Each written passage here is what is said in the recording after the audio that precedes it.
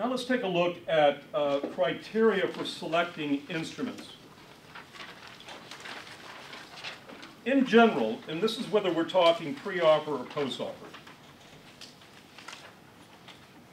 you want to have adequate evidence of validity for selecting the applicant pool for which you're using the instrument, whether it's dispatchers or police officers or firefighters or other first responders. You want to rely upon instruments that are valid for the purpose for which you're using them.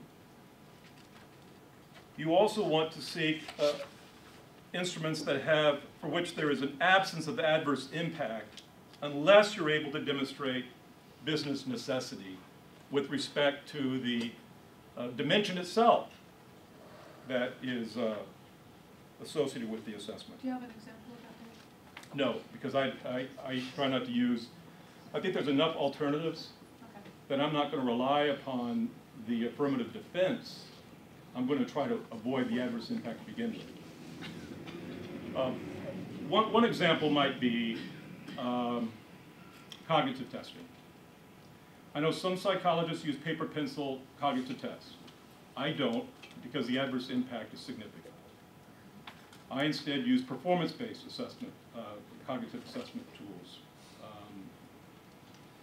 FACES test from the Wechsler Memory Scale, picture arrangement, picture completion from the Wechsler, digit span.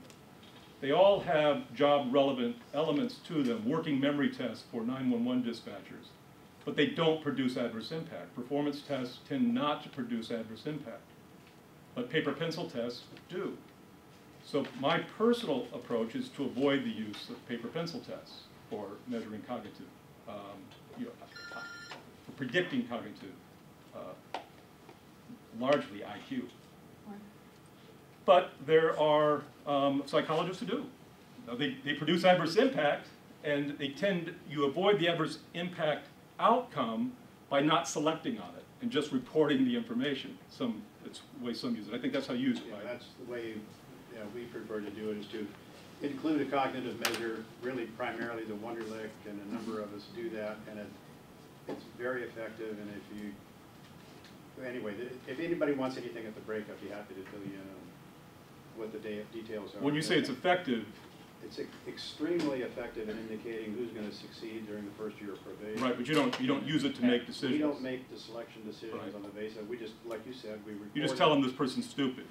Yeah, that's right. We tell them they're really stupid. No. The fact is that we added additional dimension to the post 10, too, actually.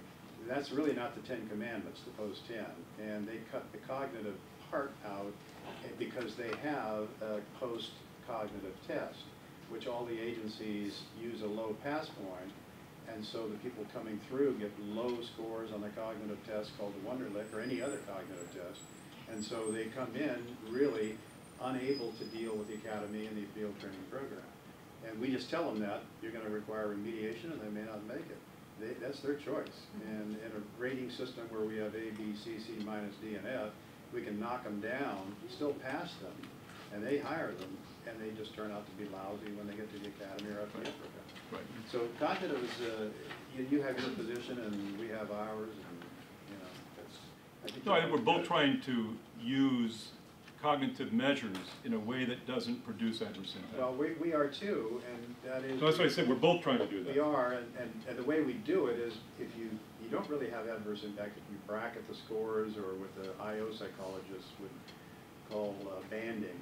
In other words, anything on a Wonderlic is 20 is like 100 IQ, and the standard deviation is 5. And so anything from 20 and above is essentially a no problem issue. And if you get into the 16 through 19, we anticipate remedial retraining is going to be required. At 15 and below, we make them take it over again because they're dumb. And if it's repeated the second time around, we just tell them that they're probably not going to benefit from any remediation you give them. But those bands tend to wash out the actual statistical artifact of adverse impact. So there are plenty of ways to get around that.